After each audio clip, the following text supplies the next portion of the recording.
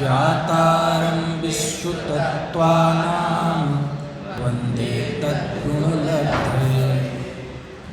सम्यक् दर्शन ज्ञान चारित्राणि मोक्षमार्गा तन्निसर्गादधिगमाद्वा दूसरा तत्वार्थ श्रद्धानं सम्यक् दर्शनं तन्निसर्गादधिगमाद्वा जीवा जीवास्त्रौ बंध संवर निर्जरा मोक्षास्तत्वम् नाम स्थापना द्रव्य भाव तस्तन्यासः प्रमाणलयैरधिगमः।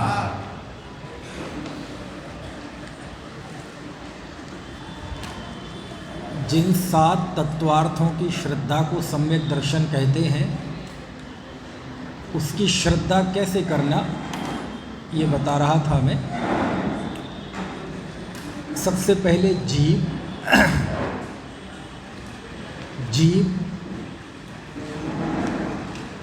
है कि उपादेय है? उपादेय है। अजीव तत्व मात्र ज्ञेय है। आश्रवबंध दुख का कारण होने से है। संवर निर्जरा मोक्ष उपादेय है। संवर निर्जरा मोक्ष का मार्ग है, अतः उपादेय है। मोक्ष परम सुखरूप अवस्था है, अतः पूर्ण उपादेय है। संवर निर्जरा एक देश उपादेय है क्योंकि वह मार्ग है, मंजिल नहीं। मोक्ष पूर्ण उपादेय है क्योंकि वो मंजिल है, मार्ग नहीं। अब इसमें आगे बढ़ते हैं जरा। बस एक और ख़ास बात है इसमें। उपादेय हमने जीव को भी कहा और उपादेय संवर निर्जरा मोक्ष को भी कहा। जीव हम सब हैं, मोक्ष अभी है ही नहीं, तो फिर दोनों एक तरह से उपादेय कैसे हो जाएंगे? तो उपादेय की भी 2 अपेक्षाएं हैं, 2 दृष्टियां हैं। जीव है आश्रय लेने की दृष्टि से उपादेय। जीव को प्रकट नहीं करना, जीव का आश्रय लेना है। जीव का क्या करना है? आश्रय लेना है। और संवर निर्जरा मोक्ष, इनका आश्रय नहीं लिया जाता, ये प्रकट होते हैं, ये नए उत्पन्न होते हैं। ठीक है? क्या फ़र्क है जीव में और संवर निर्जरा मोक्ष में? जीव उत्पन्न नहीं होता, संवर निर्जरा मोक्ष उत्पन्न होते हैं, है ना। जीव का आश्रय लिया जाता है, उसे प्रकट नहीं किया जाता। संवर निर्जरा मोक्ष ये प्रकट होते हैं, इनका आश्रय नहीं लिया जाता। ठीक है? तो जब हम दोनों को उपादेय कह रहे हैं, जब हम दोनों को उपादेय कह रहे हैं,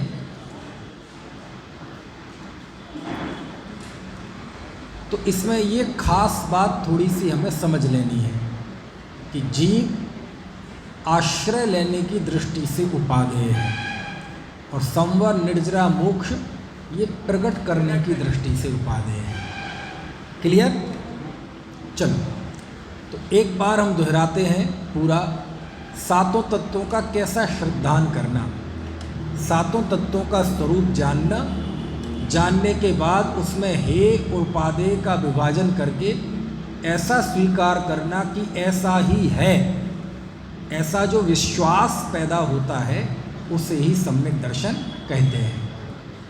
सबसे पहला जीव आश्रय लेने की दृष्टि से उपादेय है क्योंकि जीव के आश्रय से ही सुख की उत्पत्ति होती है। ठीक है? ऐसा विश्वास होना। अजीव मात्र ज्ञेय है, वह ना हे है ना उपादेय है। जो दुख का कारण होता है वह छोड़ा जाता है, जो सुख का कारण होता है उसे ग्रहण किया जाता है। चूँकि अजीव ना दुख का कारण है ना सुख का कारण है, इसलिए वो मात्र ज्ञेय है। ठीक है? आश्रव बंध तत्व ये दुख के कारण है। छेड़ाला में लिखा भी है आश्रव दुखकार घनेरे, है ना। तो आश्रव बंध दुख के कारण है, अतः यह हेय है, छोड़ने लायक, ठीक है। संवर निर्जरा यह मुक्ति का मार्ग है, अतः प्रकट करने की दृष्टि से एक देश उपादेय है। जीव में लगाया था आश्रय लेने की दृष्टि से, और यहाँ क्या लगाया? प्रकट करने की दृष्टि से। क्यों? क्योंकि जीव को प्रकट नहीं किया जाता, उसका आश्रय लिया जाता है। और संवर निर्जरा मोक्ष, इनका आश्रय नहीं लिया जाता, ये प्रकट होते हैं, है ना, नए होते हैं। तो जो नया होता है उसका कैसा आश्रय लें? तो संवर निर्जरा आश्रय लेने की दृष्टि से एक देश उपादेय है। एक देश मतलब पूरी तरह नहीं, थोड़े, एक सीमा तक, एक हद तक, है ना। और मोक्ष सुखरूप अवस्था होने से प्रकट करने की अपेक्षा पूर्ण उपादेय है, ठीक है। संवर निर्जरा एक देश उपादेय है और मोक्ष पूर्ण उपादेय है, पूरी तरह से। लेकिन किस दृष्टि से? प्रकट करने की दृष्टि से, ठीक है। बताओ जरा, कौन बोल के बताएगा? सातों तत्वों की श्रद्धा मतलब क्या? बोलो, ये बोलो। हाँ हाँ, बोलो बोलो।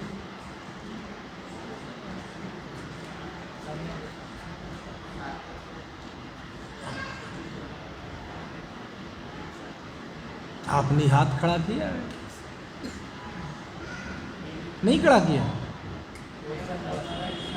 है? चलो बैठो। ये जो हमने सातों तत्वों में हे गे उपादेय का बंटवारा किया, वो बताना है। बताओ, आप बताओ।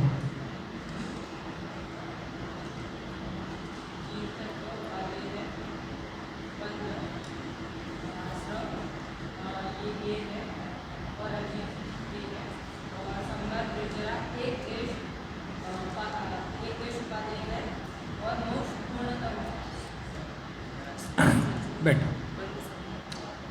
सब एक एक का पूछता हूँ मैं। सबसे पहले जीव बताइए। जीव, कारण आरण सब बताना है आपको। जीव के विषय में बताओ, आप बताओ बेटे। ये हाँ, जीव, जीव पूछ रहा हूँ मैं, अजीव के बारे में नहीं पूछ रहा हूँ। जीव, जीव, बैठो, ये बताओ।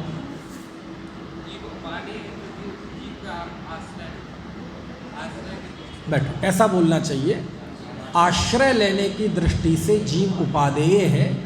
उपादेय मतलब ग्रहण करने लायक, अपनाने लायक, क्योंकि इसी के आश्रय से सुख की प्राप्ति होती है। चलो अब अजीव, अजीव के बारे में बताओ। हाँ,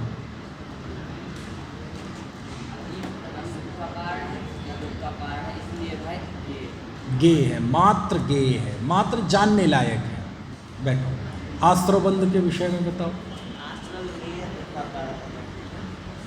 आश्रवबंध दुख का कारण होने से हे है। बैठो, बहुत अच्छा। संवर निर्जरा बताओ। हाँ,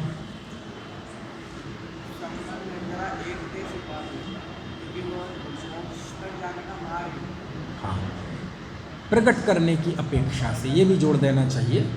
संवर निर्जरा प्रकट करने की अपेक्षा से एक देश उपादेय है, क्योंकि यह मुक्ति का मार्ग है। और मोक्ष, बोलो।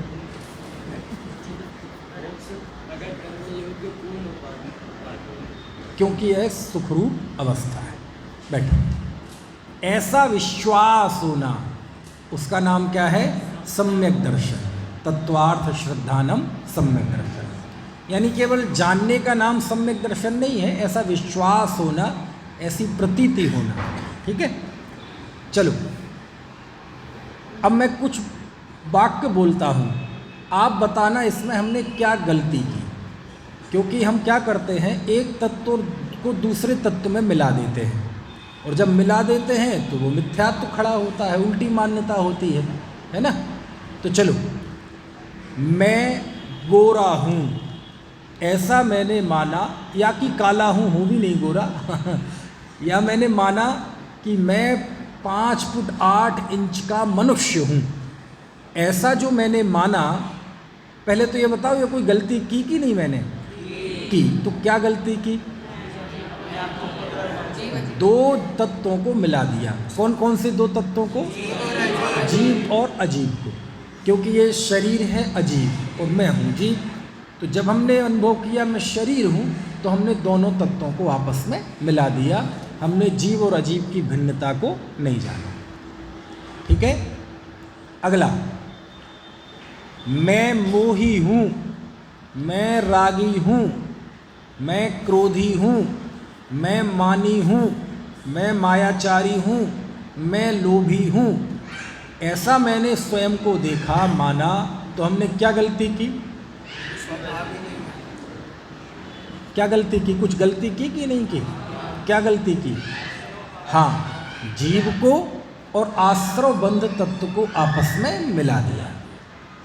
ठीक है। अगला, पुण्य से मोक्ष होता है, तीर्थ यात्रा से मोक्ष होता है, ऐसा हमने हकीकत में माना, तो हमने क्या गलती की? नहीं, पुण्य है आश्रव तत्व, पुण्य आश्रव है ना, और संबंध निर्जरा मोक्ष का कारण है। तो हमने दोनों की भिन्नता नहीं जानी, हमने बंध के कारण को संबंध निर्जरा का कारण मान लिया, तो आश्रव बंध को और संबंध निर्जरा को आपस में मिला दिया। ठीक है। आत्मा में स्थिर होने से स्वर्ग की प्राप्ति होती है, देवगति की प्राप्ति होती है, ऐसा हमने माना, तो कुछ गलती की? क्या गलती की? कौन बताएगा? बताओ, क्या गलती की? आत्मा में स्थिर होना ये संबंध निर्जरा है, ये मोक्ष का कारण है, लेकिन हमने इसको काय का कारण मान लिया, देवगति के आश्रव और बंध का कारण मान लिया, तो ये भूल हो गई। ठीक है। समझ में आ रही बात की नहीं? चलो अगला, आप बताना क्या गलती की हमने। ठीक है। मैं मुनि हूँ, मैं गृहस्थ हूँ, मैं प्रतिमाधारी हूँ, मैं सम्यक दृष्टि हूँ, ऐसा मैंने माना, तो क्या गलती की? हाथ खड़े करो, बताओ कौन खड़ा कर रहा है? बताओ, आप बताओ क्या गलती की?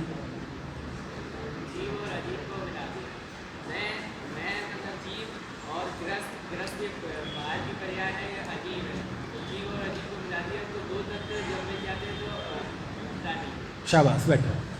केवल दो द्रव्य, दो तत्व नहीं, और भी तत्व मिला दिए। गृहस्थ ये शरीर है, ये तो अजीब तत्व है, लेकिन मैं गृहस्थ हूँ तो मुझे ये सब करना चाहिए, ये जो गृहस्थोचित भाव हैं जीव के, ये आश्रवबंध तत्व हैं।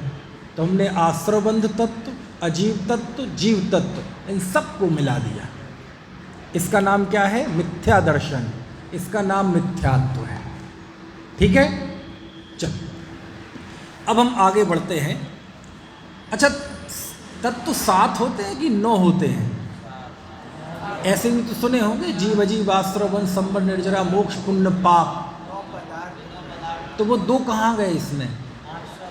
हाँ, ऐसा प्रश्न सर्वार्थ सिद्धि में आचार्य देवनंदी पूज्यपाद स्वामी ने पूछा है, तो उसका जवाब दिया है, ये आश्रव के अंतर्गत ही आते हैं, आश्रव बंध के अंतर्गत ही आ जाते हैं, इसलिए अलग से पुण्य और पाप दोनों को लिया नहीं है।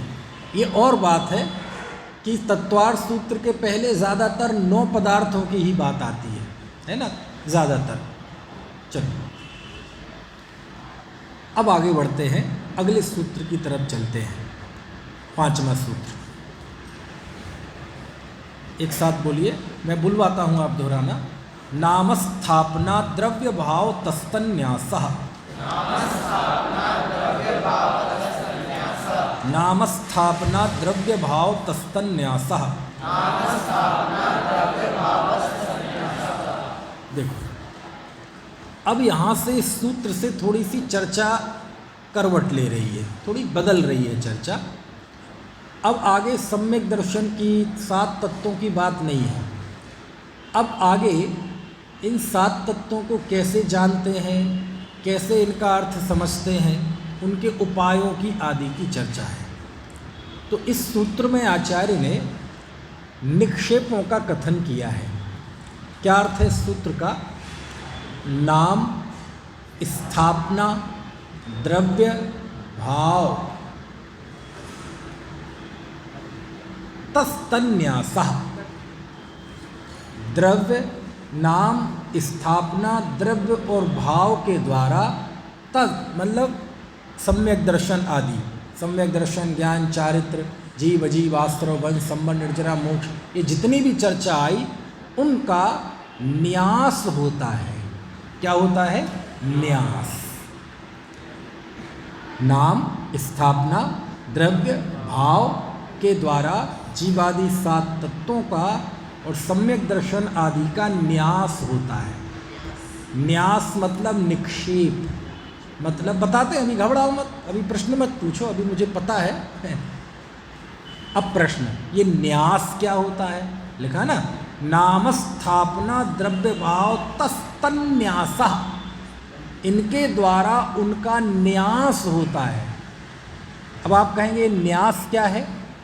तो उसका अर्थ ऐसा भी करते हैं कि नाम, स्थापना, द्रव्य, भाव के द्वारा उनका लोक व्यवहार होता है। ठीक है, ऐसा भी अर्थ करते हैं। न्यास का अर्थ होता है, शिलान्यास देखा है आपने कभी? शिलान्यास का अर्थ क्या होता है? शिला को रखना, शिलान्यास। शिला को रखते ही तो हैं, ईंट आप रखते ना ऐसे एक के ऊपर एक, एक के ऊपर एक, तो वही कहलाता है शिलान्यास। शिला मतलब शिला, पत्थर, तो शिला को रखना उसे ही कहते शिलान्यास।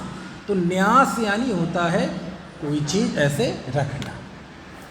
इसी को कहते हैं निक्षेप। इसी को क्या कहते हैं? निक्षेप, है ना, क्योंकि निक्षेप में क्षिप धातु है। क्षिप का धातु का अर्थ होता है रखना। ठीक है, तो न्यास कहें, निक्षेप कहें, दोनों का अर्थ होता है रखना। लेकिन फिर भी अर्थ समझ में नहीं आया, मतलब क्या हुआ?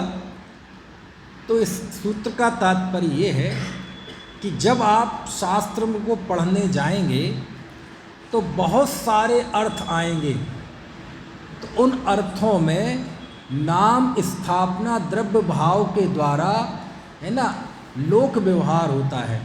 अभी बताऊंगा, घबराना मत, एकदम चेहरे पे तनाव मत लाना कि समझ में तो आए नहीं, समझ में तो आए नहीं, बताते हैं अभी। तो न्यास, निक्षेप मतलब उस अर्थ में रखना, जो जहाँ अर्थ है उसको उसी अर्थ में रखना, उसे कहते हैं निक्षेप। ठीक है, जैसे बेटा आपका नाम क्या है? कुशाग्र। कुशाग्र का अर्थ क्या होता है? बुद्धिमान। आप हो बुद्धिमान? पहले बताओगे क्यों है बुद्धिमान? ये एकदम छूटते ही कहा नहीं है।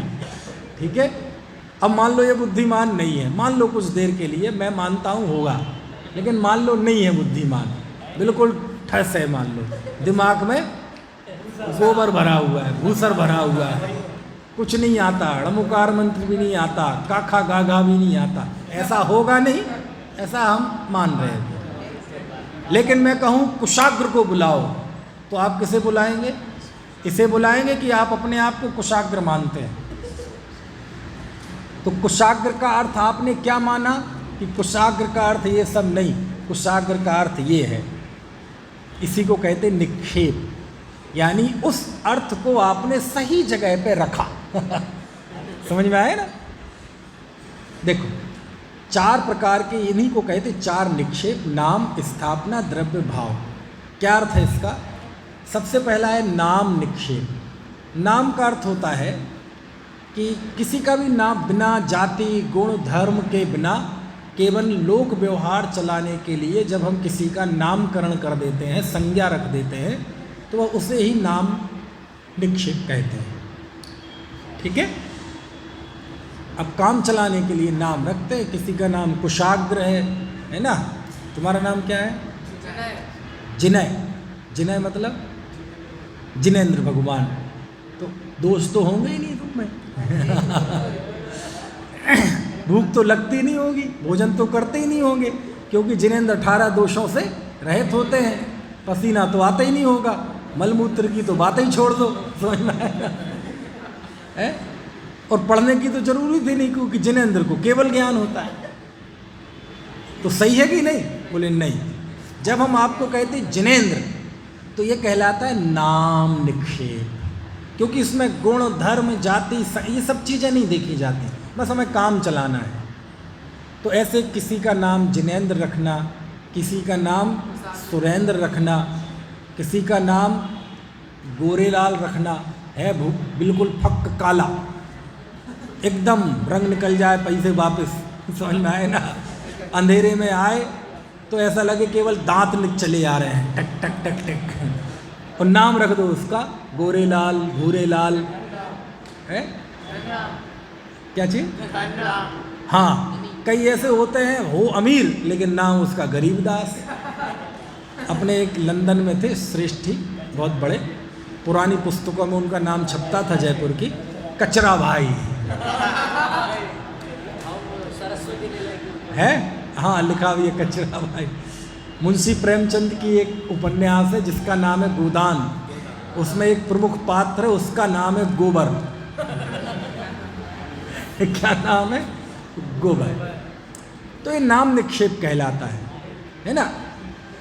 नाम निक्षेप से आप जिनेंद्र हैं, कोई दिक्कत नहीं। हमारे प्रवीण जी के हैं 2 परमेष्ठी, अरहम सिद्धम। अब नाम निक्षेप में ऐसा भी होता है कि कभी कभार बड़ा अटपट्टा भी होता है। अब किसी का नाम है सर्वज्ञ, किसी का नाम है जिनेंद्र, अब छोटा है, अब उसने सुसु कर ली तो उसकी माँ भी कहेगी जिनेंद्र ने सुसु कर ली। तो क्या करें, नाम रखें कि नहीं रखें? ये नाम निक्षेप है, इसमें कुछ फर्क नहीं पड़ता। समझ में आया ना? अब है बेचारा भगवान आत्मा चेतन, और नाम रख देते हैं अचेतन पदार्थों के, रख देते कि नहीं? महिलाओं में नाम होता है इमरती, जलेबी बाई, बर्फी बाई, चमेली, गेंदा, पुष्पा, है ना? तो ये सब नाम निक्षेप है, घबराना नहीं चाहिए इससे। पारस, किसका नाम है? पारस नाम है तुम्हारा? अच्छा, 2 पारस हैं, तो किसी को टच मत करना, ध्यान रखना, नहीं तो वो सोने का बन जाएगा। क्योंकि पारस पत्थर किसी को लगा दो तो सोना का बन जाता है ना? लेकिन ये नाम निक्षेप ऐसा चल। अच्छा, ये सही है क्या? ऐसे नाम रखने चाहिए क्या? शास्त्र आज्ञा देखता है, रख सकते हैं। अब किसी का नाम जिनेंद्र रख दिया, ये रख दिया, अरे रख दो, बढ़िया है, कम से कम गलती करेगा तो उसे डांट तो सकते हैं, देख तेरा नाम जिनेंद्र है, शर्म तो कर। तेरा नाम सर्वज्ञ है, शर्म तो कर, याद ही नहीं होता, अज्ञानी। ठीक है? तो शास्त्र में अनेक स्थान पर किसी का वो नाम लिखा हो और उसमें गुण ना हो तो आप समझ लेना ये नाम निक्षेप से बात हो रही है ना? जैसे मान लीजिए कोई नाम रख देते ना अपन, बोले ये क्या है? सौधर्म है, चलो सौधर्म, तो कहते हैं, शास्त्र कहता है कि ये सौधर्म इसका नाम है, तो इसी को कहते हैं न्यास, इसी को कहते हैं सही अर्थ में रख देना, गलत अर्थ को छोड़कर सही अर्थ में रखना, इसी को कहते हैं न्यास। गलत अर्थ क्या होगा कि सौधर्म इंद्र के पास रिद्धियाँ नहीं ढूंढने चले जाना तुम कि लाओ कितनी रिद्धियाँ हैं, चल जरा हमें सौधर्म विमान में घुमा के ला, नंदीश्वर घुमा के ला, ऐसा मत करना, बस है नाम है, कुछ ना है। तो आपने सारे अर्थों को छोड़ दिया, केवल बस संज्ञा जान ली, इसी को कहते हैं अप्रकृत अर्थ। जो अर्थ नहीं है उसको छोड़कर सही अर्थ में न्यास कर देना, रख देना, इसी को कहते हैं निक्षेप, इसी को कहते हैं न्यास। तो ये पहला हो गया नाम। ठीक है? हाँ, जो अर्थ नहीं है उसे बोलते अप्रकृत अर्थ। अप्रकृत अर्थ को छोड़कर प्रकृत अर्थ में रख देना, इसी को कहते हैं न्यास, इसी को कहते हैं निक्षेप। और ये 4 निक्षेप इसमें बताए। तो ठीक है, पहला निक्षेप समझ में आ गया, नाम, है ना। दूसरा निक्षेप है स्थापना। ये जिनेंद्र देव सामने विराजमान है ना, ये कौन है? नहीं है, कौन है ये? बीच में, सबसे बीच में कौन है?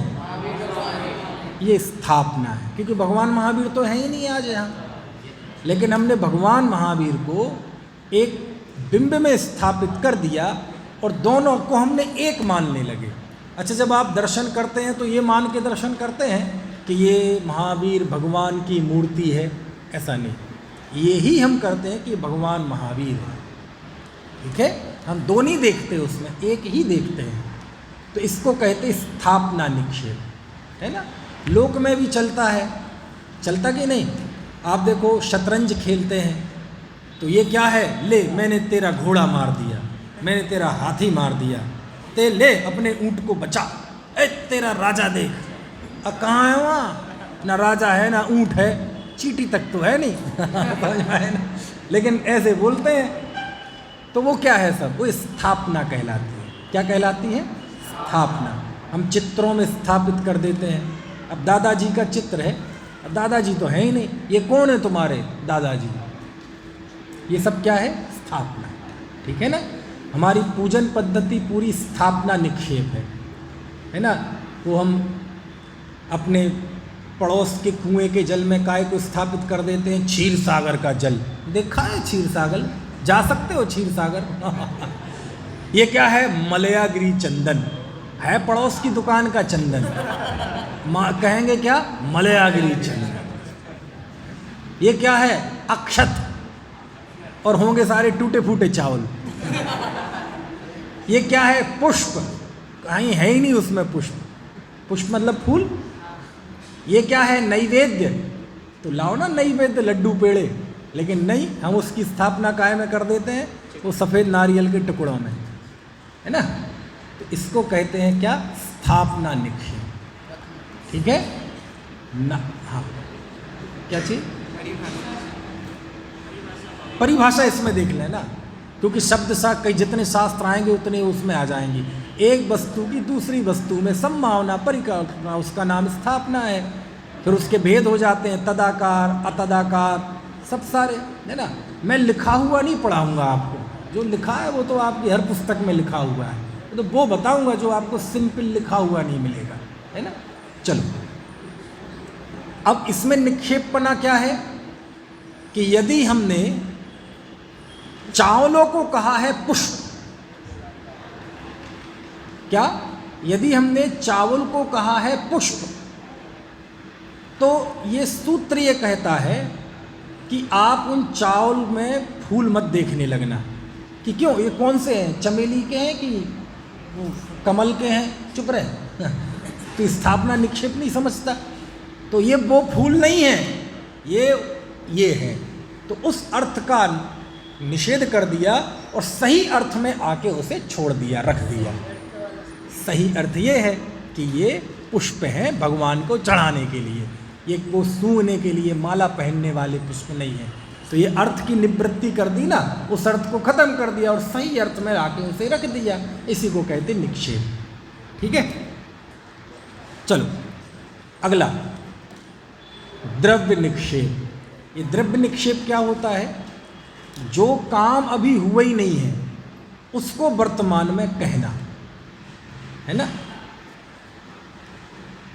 आप लोग मान लो दीपावली पे गए घर, तो ऐसा भी हो सकता है कि कोई आपको कहे भैया शास्त्री जी नमस्कार, जय जिनेंद्र, ऐसा होगा कोई कहने वाला? हाँ जी पंडित जी, शास्त्री जी। अब आप बताओ शास्त्री आपने कब कर ली? की क्या? नहीं की ना। लेकिन आज से ही शास्त्री जी, पता चले उपाध्याय में ही निपट गया जैसे तैसे उपाध्याय निपटी, शास्त्री में निपट गया, हो ही नहीं पाई शास्त्री, लेकिन कहलाएगा शास्त्री। तो जो शास्त्री नहीं है, बनेगा भविष्य में, उसे शास्त्री कहना, ये कहलाता है द्रव्य निक्षेप। या पहले कभी वो कोई कार्य करता था, अब नहीं करता है।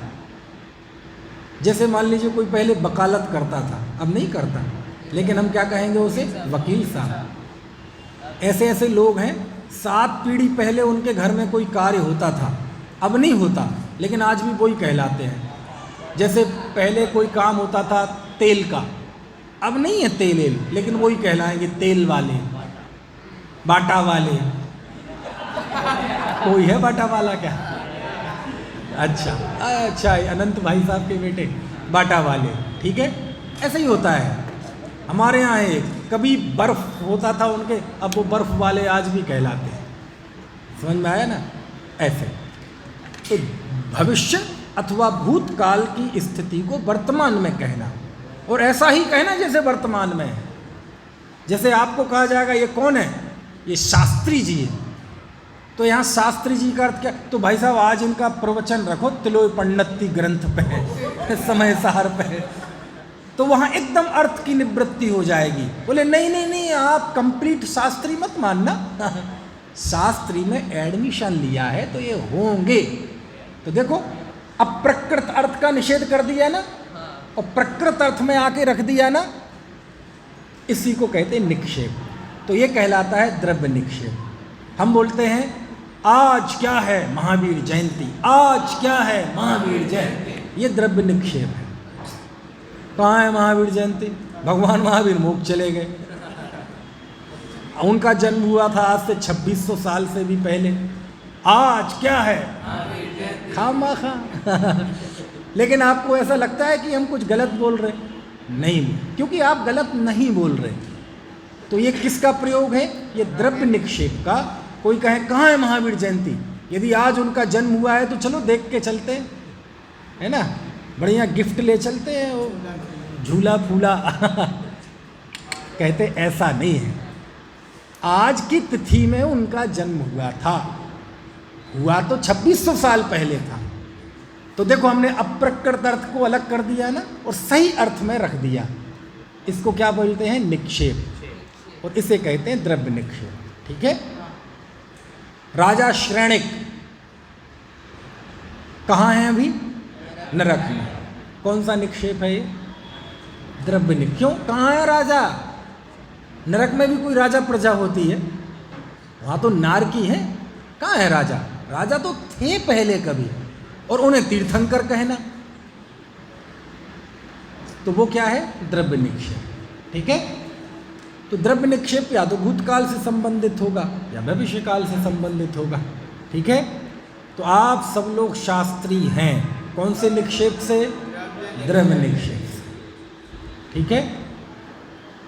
चलो अब अगला निक्षेप है भाव निक्षेप। भाव निक्षेप का अर्थ है जो आप हैं वो हैं।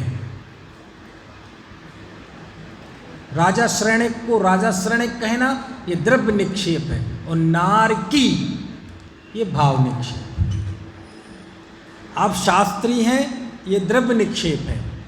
वर्तमान में उपाध्याय कनिष्ठ के विद्यार्थी हैं, ये भाव निक्षेप, ठीक है। आप तेल वाले हैं, बाटा वाले हैं, मतलब होंगे कभी, ये तो हालांकि अभी भी है ना, तो वो द्रव्य निक्षेप। और वर्तमान में आप कुछ नहीं कर रहे होंगे, आप कपड़े वाले होंगे तो आप कपड़े वाले हैं, ये भाव निक्षेप। भाव निक्षेप यानी आप उस कार्य रूप परिणमन अभी कर रहे हैं, वो कार्य इस समय कर रहे हैं, उस कार्य को करते हुए कहेंगे तो वो भाव निक्षेप, ठीक है। ये किसी का नाम दे देना सम्यक दृष्टि, ये नाम निक्षेप। किसी वस्तु में स्थापना कर देना, चित्रों में, ये सम्यक दर्शन। चित्र बना देते ना सिद्ध भगवान का, आत्मा का चित्र बना देंगे, बताओ। नहीं, गुण कहाँ है? स्थापना में गुण कहाँ होते हैं? बस हम मान लेते हैं ये भगवान महावीर हैं, हमने मान लिया, दिमाग में स्थापित कर लिया, बस वही स्थापना निक्षेप है ना। क्या सुनाई नहीं दे रहा?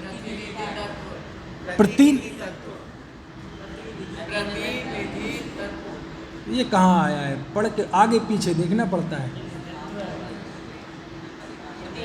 प्रतिनिधित्व, प्रतिनिधित्व मतलब जैसे आप 11 लोगों की टीम है, क्रिकेट की टीम, तो कैप्टेंसी जो होगी, कैप्टेंसी करना, वो कहलाएगा प्रतिनिधित्व करना, है ना। जैसे भारत पाकिस्तान का मैच चल रहा है, तो बोले भारत ने पाकिस्तान को धूल चटाई, तो आप कहेंगे मैंने तो चटाई नहीं, मैं भी तो भारत हूँ। लेकिन वो 11 लोग पूरे भारत का प्रतिनिधित्व कर रहे हैं, ठीक है, ऐसा प्रतिनिधित्व, ठीक है। हाँ बताओ, माइक दे दो, मुझे सुनाई नहीं दे।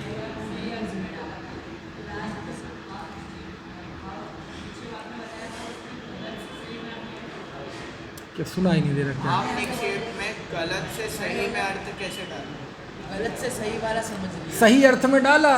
एक व्यक्ति को कहा ये कुशाग्र है, तो नाम निक्षेप से, ये सुनो मेरी बात तो सुन लो, ये कुशाग्र है, इसका मतलब ये नाम निक्षेप से नहीं है, ये असली अर्थ में कुशाग्र है। तो बाकी अर्थों का निषेध कर दिया ना, तो सही अर्थ में रख दिया, उसका नाम निक्षेप है ना। बोले ये श्रेणिक नहीं है, ये नारकी है, ये शास्त्री नहीं है, ये कनिष्ठ उपाध्याय का छात्र है, तो उसे बिल्कुल सही एग्जैक्ट अर्थ में जाकर छोड़ दिया ना, तो इसलिए ये भी निक्षेप है, भाव निक्षेप, ठीक है। नाम, स्थापना, द्रव्य, भाव, ये 4 निक्षेप हैं। ये 4 निक्षेप क्या करते हैं? अप्रकृत अर्थ का निषेध कर देते हैं, यानी जो जहाँ जैसा अर्थ है वैसा अर्थ कराते हैं, बाकी अर्थ का पोटली बांध के समुद्र में फेंक देते हैं। बोले जब हमने एक व्यक्ति को कहा जिनेंद्र, तो बोले समझ जाओ ये नाम निक्षेप है, बाकी तुम ये मत पूछना कि ये खोज खाना खाता है कि नहीं खाता है, बाकी अर्थ पोटली में बांध के समुद्र में फेंको।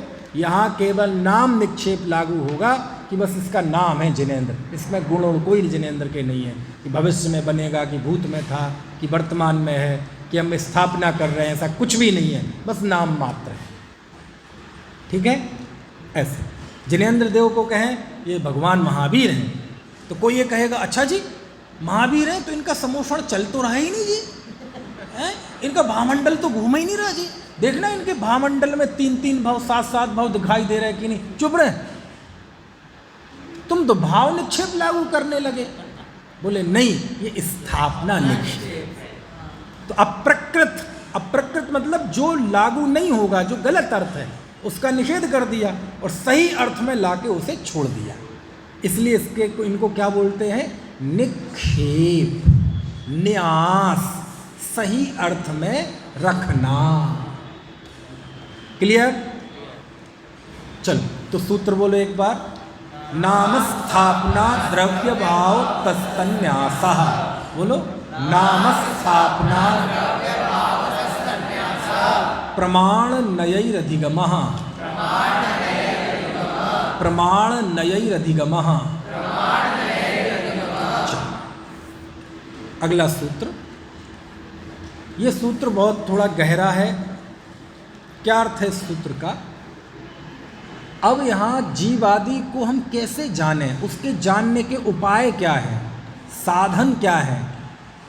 अभी निक्षेपों में तो ये बताया कि कोई गलत अर्थ ना हो जाए, सही अर्थ में चीज़ें चलें, लेकिन चलो वो तो हम सावधानी रख लेंगे। लेकिन जीवादि को जानने का उपाय क्या है, कैसे जाने, सम्यक दर्शन आदि का स्वरूप कैसे जाने, तो उसके लिए पहला सूत्र है प्रमाण नयैरधिगमः। प्रमाण नयैः, प्रमाण और नय के द्वारा अधिगमः, अधिगम होता है। किनका? तो वो अपना अंडरस्टूड है, जीवादि 7 तत्वों का, सम्यक दर्शन ज्ञान चारित्र का, जो भी पहले आए, इनका अधिगम कैसे होता है? प्रमाण नयैः, प्रमाण और नय के द्वारा। तृतीया बहुवचन क्या होता है? बालक का। तृतीया एक वचन नहीं, बहुवचन। रामई। नय के बनाओ, नयः, नयौ, नयाः, नयम, नयौ, नयान, नयेन नयाभ्याम नयई, प्रमाण नयई। से के द्वारा के अर्थ में आता ना, साधन के अर्थ में, तो प्रमाण और नय से, प्रमाण नय के द्वारा अधिगम ज्ञान होता है। अर्थ समझ में आ गया? अब प्रश्न है तो दो और लिया है बहुवचन। अरे सुनो सुनो सुनो सुनो भाई, संस्कृत इतनी तो पढ़ ली इतने दिनों में। द्विवचन में क्या होना चाहिए? नयाभ्याम, क्योंकि दो हैं प्रमाण और नय, लेकिन लिया है बहुवचन प्रमाण नयई और अधिगमा, विसर्ग और आ मिलके रा हो गए हैं, व्यंजन संधि। प्रमाण नयई अधिगमा, तो नयई की विसर्ग और आ मिलके रा हो गए हैं, तो अलग अलग कर दो। तो अधिगम का तो अर्थ होता है ज्ञान, लेकिन प्रमाण और नय तो दो है ना, लेकिन बहुवचन ले रहे हैं। प्रमाण नयाभ्याम होना चाहिए था, लेकिन क्या लिया है? प्रमाण नयई। ऐसा क्यों? नए के लिए बहुवचन हुआ है। हाँ शाबाश, बहुत बढ़िया। बोले आचार्य ने यहाँ ये संभावना डाल दी कि यहाँ मात्र प्रमाण और नय ये एक एक नहीं है, प्रमाण भी कई तरह के हैं, नए भी कई तरह के हैं। उन सबको यहाँ शामिल करके आचार्य ने बहुवचन ले लिया। क्लियर? प्रमाण भी अभी बताएंगे, प्रत्यक्ष और परोक्ष, नए भी बताएंगे, नईगम, संग्रह, व्यवहार। तो वे दो हैं, लेकिन दो के भेद प्रभेद बहुत हैं। तो उस संभावना को, उस पॉसिबिलिटी को उन्होंने यहाँ बहुवचन का प्रयोग करके वो बात बता दी। ठीक है, चलो अब हमें ये जानना है प्रमाण और नय है क्या चीज़। लेकिन समय हो गया है ना, 7:15 बज गए हैं। इसके बाद अपन कल पढ़ाएंगे। ठीक है, कुछ पूछना हो तो आप पूछ लो। चलो।